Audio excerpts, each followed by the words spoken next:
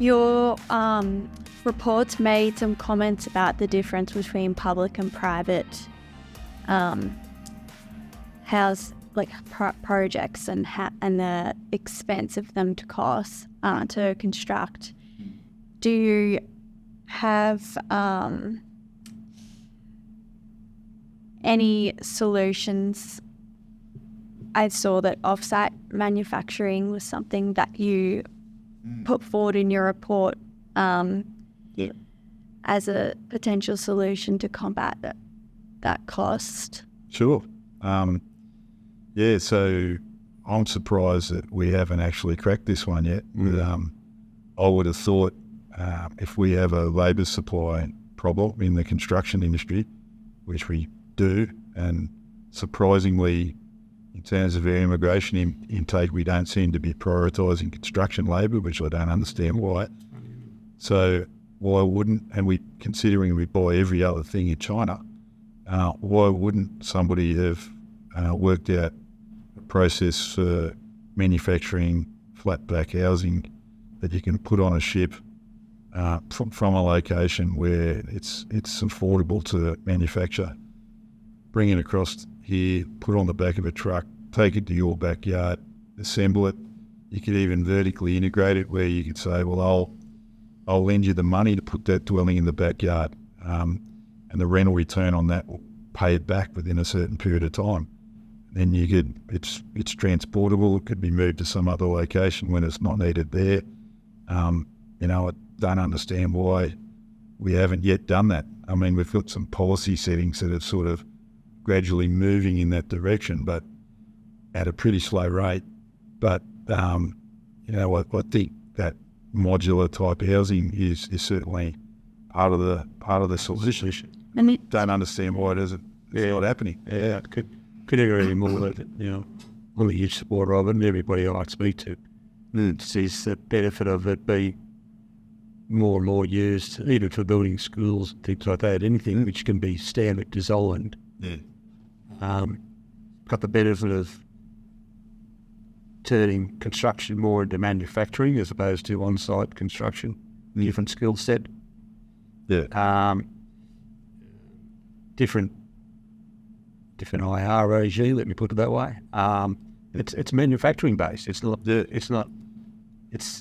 you potentially could be done in Australia too. I mean, it's going to cost more to do it here, but nonetheless, it's like it's doable. We've got off-site manufacturing. There's ones that are building big factories to accommodate to do this. Yeah. I think they've got about 3 warehouses. Yeah, and it's the world, our part of the world has been sort of burnt a little bit from previous. They tried over in New Zealand and it was not well done. Because you just there is a skill set to doing these things properly. Yeah. But right now, the ability to work off standardised designs and create granny flats, little houses, even big houses, it doesn't matter. Where you can do a large chunk of it in a manufacturing environment, then just ship it to the site and connect the services. That's right. It's no different to one of the best holiday, the caravan. Totally. Yeah, you go. Look, it's not a mansion, I guess you probably got to have moderate expectations about the quality of it all, but it could be good quality. How many suburban backyards are there on the Gold Coast or in Australia? Absolutely. How many people who are probably financially struggling to sort of care for their own needs could do with the extra income that they would generate by renting one of these things out in the backyard? It's sort of a bit of a no-brainer. I just don't understand why it's taken so long to actually happen, really. It's definitely a recurring theme in our podcast. All our chats, it's the same thing. When you got elderly parents, you can develop a granny flat or something. It's sort of, you're killing a lot of... You're almost returning to your home to a little bit like community homes in the European countries, the families. But to do that, you've got to accept the fact that there has to be more use of available land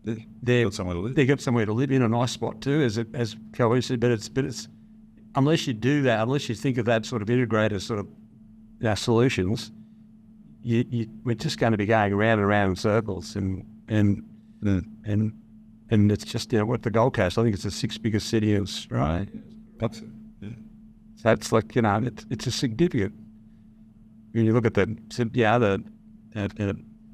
gross domestic product and what it brings in and everything like that, and it's council's one of the biggest councils and all that sort of stuff.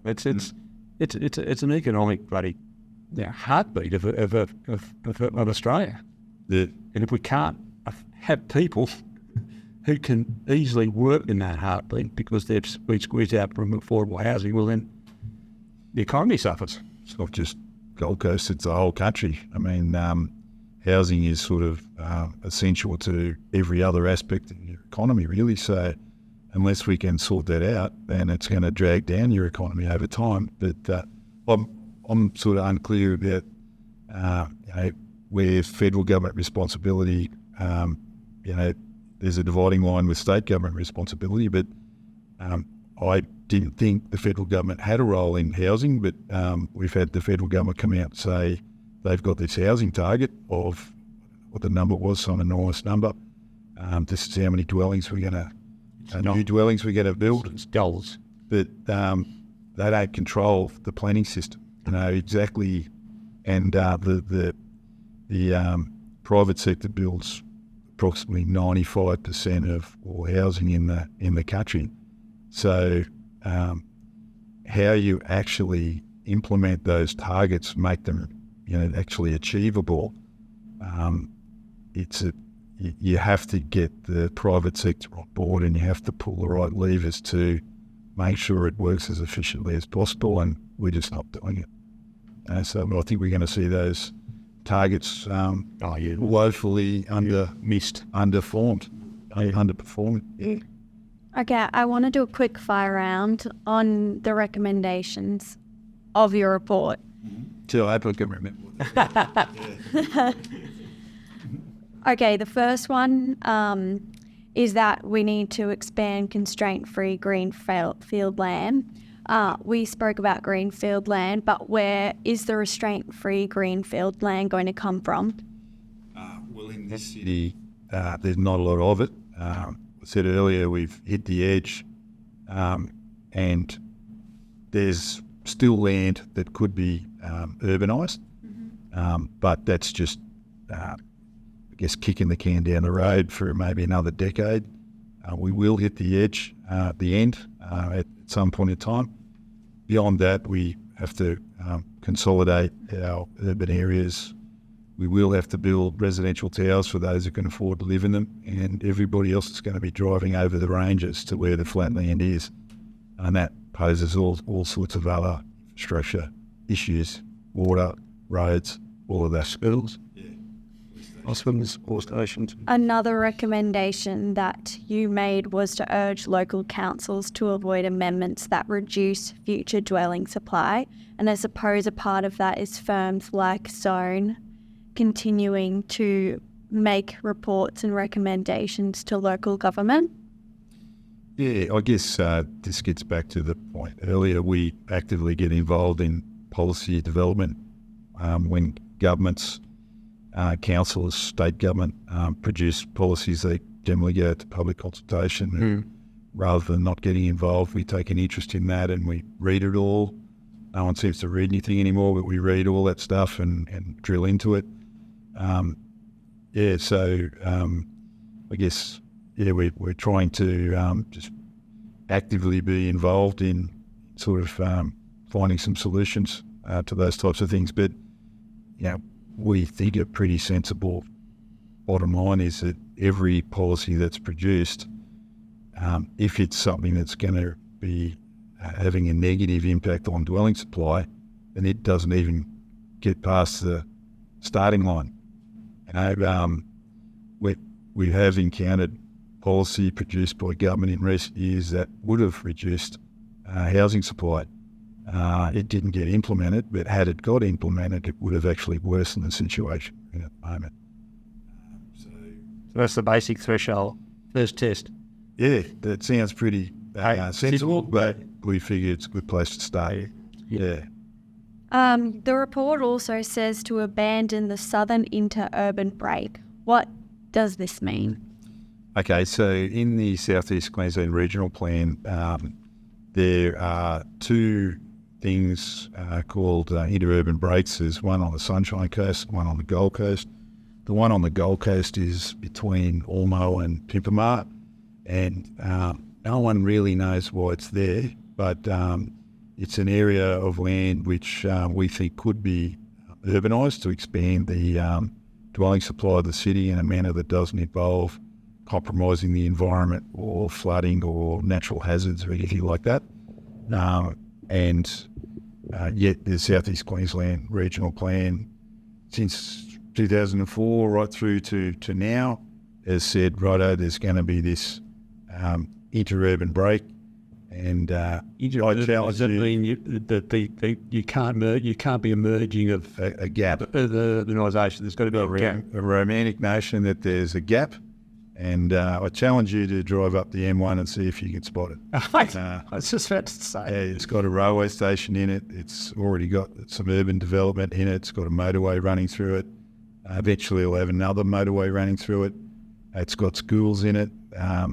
We just think it's a no-brainer that you would urbanise that land, because if you don't, that's just more demand for people, or people will find that low-density housing. They'll just find it on the other side of the ranges, where the cost of providing all that infrastructure will be inherently way more expensive. So that's what we're talking about there. We think it's time to have a fresh look at that, because it makes no sense. Okay. Accurately count and replace land supply affected by Logan Council's flood level increases. Yeah, okay. So Logan Council, with very no notice, increased their flood levels substantially maybe 2 years ago. We were working on a site at the time where the flood level went up by 1.4 metres, I think it was, which is just remarkable. We talked earlier about flood levels being reviewed from time to time, and typically they might go up by a couple of centimetres depending on flood modelling. But in this case, they went up substantially. And what I guess we were saying with that recommendation was, in the South East Queensland Regional Plan, who's having a look at how much land that is sterilised? That's a significant. You just cannot develop land that has flat mapping that says land's going to be inundated to that extent. So to what extent did or was residential land supply diminished as part of that process, and where's it going to be found again to compensate for that? I've seen no evidence that anyone's even looked into that. So perhaps some of that land can be brought back onto the supply, or the flood level changed? Well, I guess what we're saying is Logan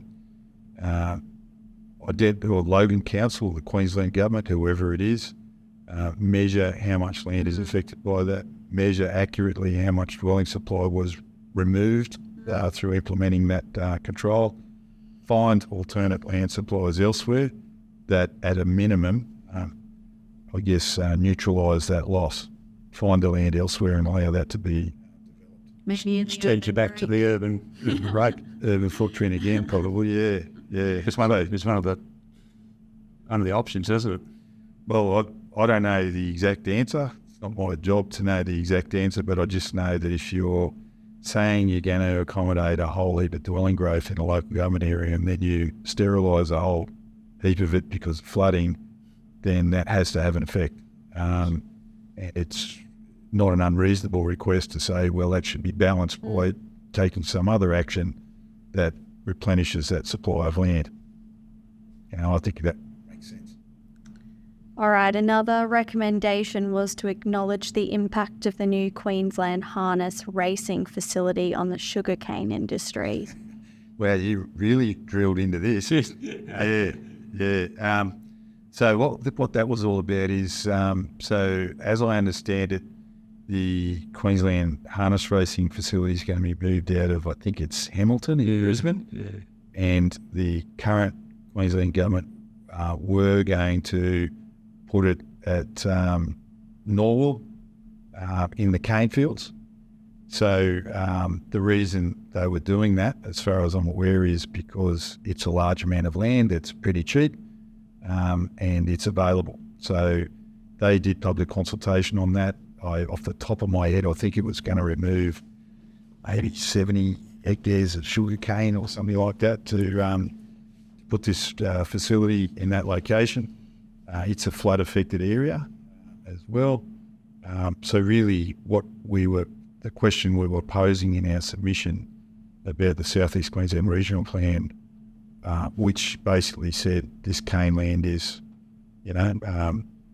sacrosanct and will remain here, is please examine what action or what impact will occur by putting that facility in the middle of the cane fields and reducing the sugar cane supply. There's usually a pretty sensitive balancing act between the quantity of cane you grow and the economic viability of the mill that crushes the cane. Who's looking at that? Because if that's going to crash the sugarcane industry, then what's the future of that land?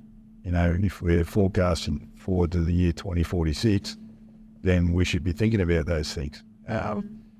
Every now and then people talk about urbanising that land. That would probably be a pretty challenging thing to do. But if the relocation of a trotting facility into the middle of that precinct is going to, have an adverse effect on the cane industry, then let's forecast what that is or what we're going to do with the land. What's the alternate use? One of the, I'll jump around a little bit, but one of the issues down in Sydney, if you might have followed, is, the proposal for the state government, I think, to buy Rose Hill Raisin Wars. Yeah. And literally that will be turned into a city. Yeah.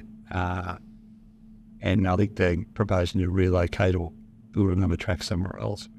Yeah. But these are the challenging decisions that are going to have to be made, I think, in terms of, okay.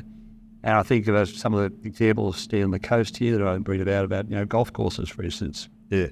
I think it's a Rundle. Is it a Rundle or public golf course? There's a bit of argy-bargy about people wanting to develop that from such affordable housing and things like that. And obviously the locals are saying, well, this doesn't sort of fit in with what our lifestyle was when we purchased around it. But it's when you start thinking about big chunks of land, you run into race courses, you run into golf courses. Yep. And I think over the years I saw some mapping the other day about how tennis courts have literally disappeared off the suburban back areas. That's why we're no good at tennis anymore. They just disappeared because they're for the same thing. So it's almost like we are starting to have to make some hard decisions about what we're going to prioritise. Well, the weird thing about Australia, to explain to people from much smaller countries like Japan, for example, is that how much the real estate costs here and why we all live in cities. Well, all of our cities are pretty much jammed in between the ocean and mountain ranges. So we and they can't believe that we have such a massive continent, but we have a land supply problem. The issue is the land that's easy to develop is not near where the cities are, which is a real problem for us to deal with. A slight dilemma. Yeah. So inherently we're having to look inwards and hunt out these opportunities and develop them because, we spoke about the interurban break before. I mean, if people agree with me and think that's stupid and we should urbanise it, that gets us 10 years. We're inevitably having to look at developing land west of the range, which is going to be quite a distance away from the city. That's just what we're going to have to do. Everybody wants to live near that. Well, if they can afford it. Yeah. But it's the dream, isn't it? So yeah. Lots of people want a Ferrari too, but if you can't afford one, you don't have one. It's the way it is. Yeah. Okay, I'm going to end the podcast by asking you a couple of questions.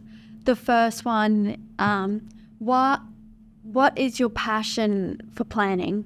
What makes your heart burn to? I don't even know if that's a saying. What is your? What do you love about planning and your role? Just the fact that there's something different to do every day. It's never boring. My kids say it's boring, but it's not.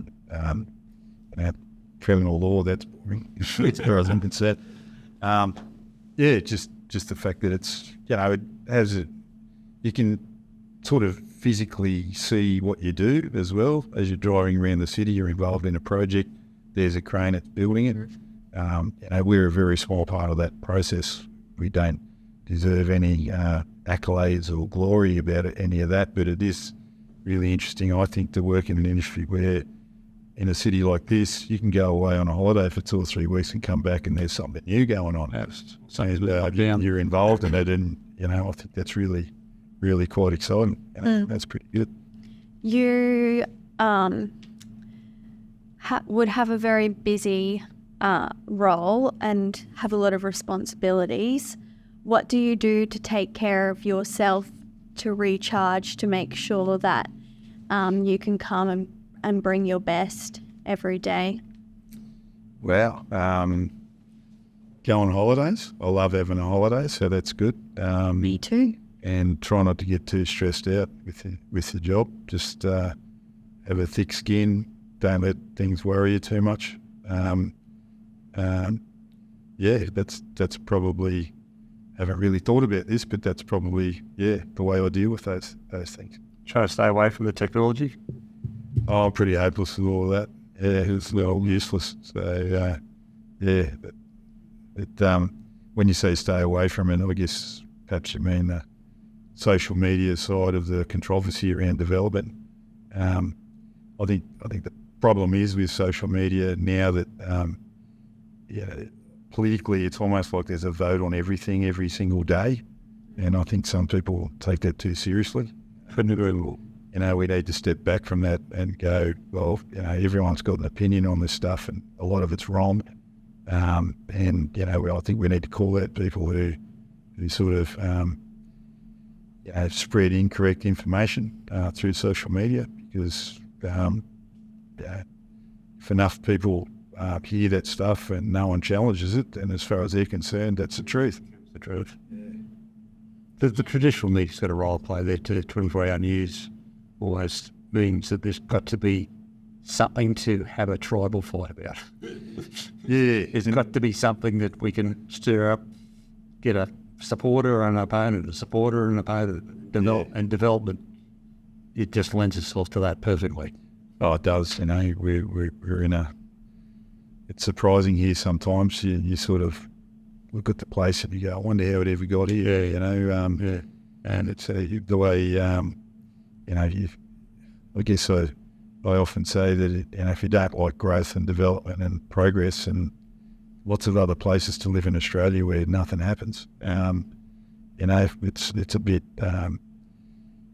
sort of contradictory to move here and expect everything to stay the same because you don't like it. Oh, well, thank you for joining us, David. No worries. It was great to have you as a guest, and we're looking forward to cutting this up and sharing it online. Very good. I hope you enjoyed the podcast today. The information we discussed today was just that, information only. It is not specific advice. If you take action following something you heard today, it is important to make sure you get professional advice about your unique situation before you proceed, whether that advice be legal, financial, accounting, medical or other advice. Please reach out to the Helix team if you have any questions or if there's another topic you'd like to explore. And if you know someone who might benefit from the show, remember to tell them about it or point them to our Instagram, Facebook or LinkedIn